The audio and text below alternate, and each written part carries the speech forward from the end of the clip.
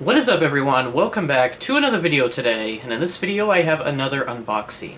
There are two models in this box, however I'm only going to be unboxing one of them. The other will be saved for a massive unboxing installment that will come towards the end of the year, so make sure to stay tuned for that. I know that's about, 4 or so months out before that actually happens, but it will be a pretty good one. I've already started to acquire some stuff for it, and hopefully it'll be really good. But that out of the way, I did get this package in from RM Model Store. I have taken off the shipping label, as you can probably tell. No, this is not how it arrived. I do remove those before filming. Just I don't have to spend extra time to like blot anything out or anything, or do anything in editing. Okay, it's gonna be.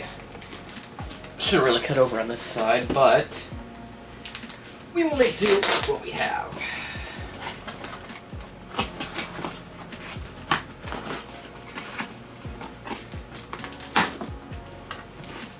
Alright, we've made it in, and of course, that is still blocking me, and there we go. Now we have made it in. Alright, so, if we open this up, there should be two models in here, but as I said, I'm only unboxing one of them. Did you look at that? It is right on top. It is the Alaska Boeing 737-900ER with the Oneworld livery. So this is released by NG Models, and it's one of the first 737-900s that NG has released in 1400.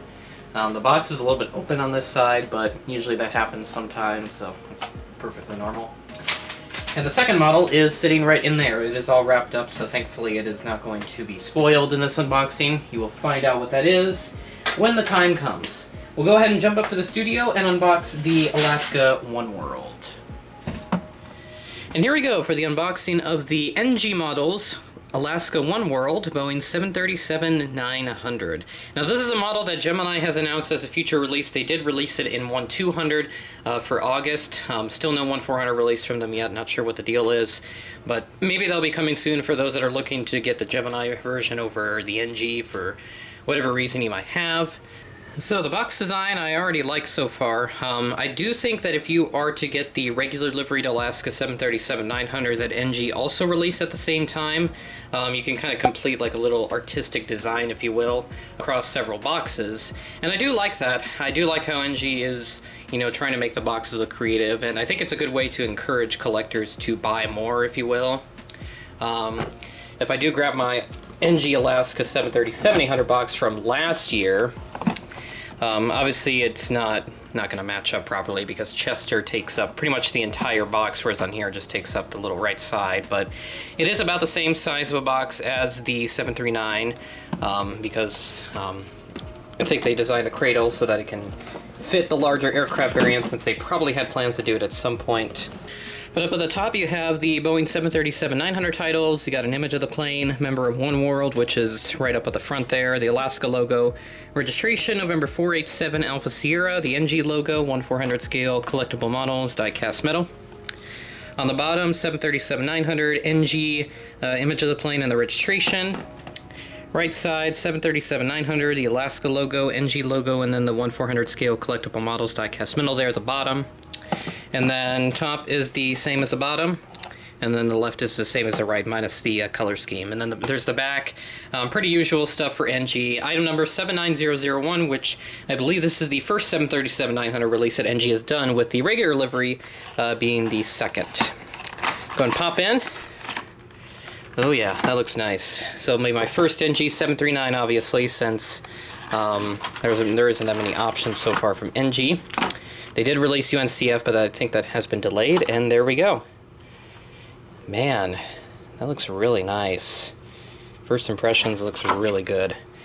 Well, let's go ahead and do an in-depth review and see anything wrong. Hopefully not.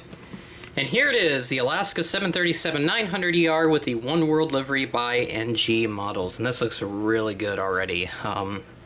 Mold carries over a lot of the properties just from the 737-800 that they've already done. I guess really the only thing that they have to do is just lengthen the fuselage, and then just get all the dimensions correct for the rest of the stuff like the nose and the tail. It looks like it wants to focus on one of the split scimitars there, the starboard side. Well, we'll start up over at the front, where you have the Cockpit Windows, got the Proudly All Boeing sticker underneath, a little Oneworld sticker just forward of the L1 door, and then the big member of Oneworld titles up at the front. A little Alaska logo, which looks to be printed a little askew, so a little bit of a minor QC issue there, but doesn't really bother me. And then you have the registration right there, and then the dark blue along with Chester on the tail, who seems pretty happy about the fact that the airline has now joined Oneworld. So, look at these split scimitars, they look pretty good. Obviously the only issue that I have with them now that I have seen the Panda 737 splits, is that these are too long. Mostly the bottom one. The top one's pretty good, but the bottom one's a little too long. Gemini does have that issue as well, so not trying to just call out NG for it. But again, that's a minor issue, so nothing really too major that they need to fix. But it would be nice if they did, just to kind of stay in the level of Panda, because they do have that right. A little more accurate compared to NG and Gemini. So obviously the right side will be the same, so I'll turn it over right there. There you go. And then on the top you do have several antennas, and looks like a Wi-Fi dome as well. And then there's also one antenna underneath the baggage loading area. And yeah, that is it for this unboxing.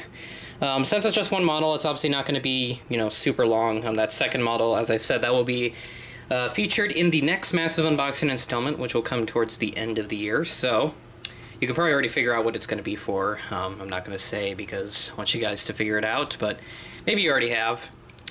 This is a really nice model, so I'm really hoping that there's more great molds to come. As far as I know, they have announced 5 new molds this year. I'm trying to think what the other one is, because I know it was the 737, 700, and the 900. And then the Tupolev Tu-204. There was 2 variants that they did, so that will count as 2 separate molds. I'm trying to think what the 5th one is. I'll have it pop up in editing, I'll have it pop up in editing, so that way you know which one it is, because I can't think of it off the top of my head right now. But yeah, this is really nice to have. I would definitely recommend getting the NG version over the Gemini, but if you do prefer the Gemini, then definitely go for it. I'm not going to try and stop anybody from getting the Gemini release, but obviously NG beat Gemini to the punch with this, and then UNCF and Freedom won, because Gemini did not announce it for the August releases. So yeah, this is going to be a really nice model, and hopefully I'll have it featured in a airport update at some point, but whenever that happens, it'll be kind of unknown at this time. Maybe my random model airports, if the airport that I'm doing has Alaska Oneworld visiting it, so I'll have to see where it's going. So with that being said, that is the end of the video. Thanks for watching, and I will catch you in the next one.